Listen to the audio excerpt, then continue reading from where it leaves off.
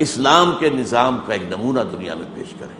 اسی کام کے لیے پاکستان ہم نے بنایا تھا۔ جب اسٹیٹ بینک آف پاکستان کی تاسیس ہو رہی تھی تو اناگرل سیشن جو ہوا تھا اس میں قائد اعظم کی تقریر تھی، اس میں یہی تھا کہ مغرب کے نظام نے انسان کو کوئی خیر نہیں دیا ہے، صاف۔ اب آپ کا کام یہ ہے کہ آپ دنیا میں اسلام کے اقتصادی نظام کو دنیا کے سامنے مرتب کر کے پیش کریں۔ یہ کام تھا، اسلام اس لیے ہم نے پاکستان بنایا تھا، لیکن ہم نے تو در حقیقت اس بات کو تو ہم بھول گئے۔ جو دنیا میں چل رہا ہے، جو دنیا میں سودی نظام ہے، وہی ہمارا بھی نظام ہے۔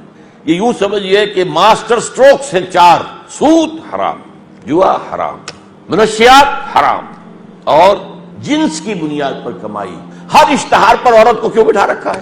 سوچنے کی بات ہے۔ یہ خاتون، اس کی شکل و صورت کو تم نے بکاؤ مال بنا دیا، اور اب تو یہ ہے کہ آپ کو معلوم ہے پروڈکٹس کو زیادہ بیچنے کے لیے اس میں جوئے کا شامل کر دیا گیا۔ یہ کر لو تو پھر یہ لاٹری نکل آئے گی تو یہ انعام، وہ جوا ہو گیا کہ نہیں ہو گیا؟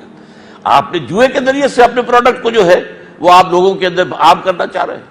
یہ 4 چیزیں حرام کر دیں، جس سے سرمایہ، اس کو کہوں گا میں، سرمایہ چینڈ ہو گیا، زنجیر میں کس لیا سرمایہ کو۔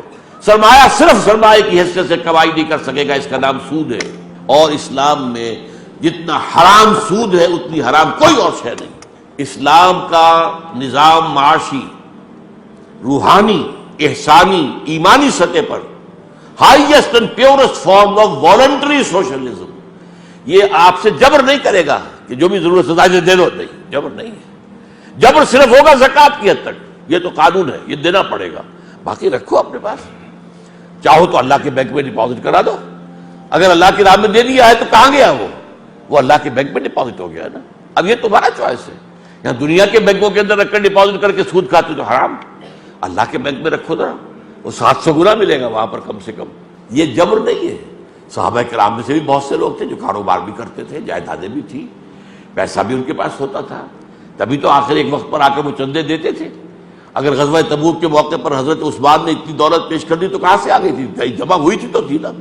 لہذا وہ ایک لیگل لیول پر اسلام کا معاشی نظام کنٹرولڈ کیپٹلزم ہے، اور جو اس کا روحانی لیول ہے اس پر یہ ہائیسٹ فارم اور purest form of socialism, but voluntary, خود اختیاری، اپنی مرضی سے سب کچھ دے دو اللہ کے راہ میں، یہ ہے۔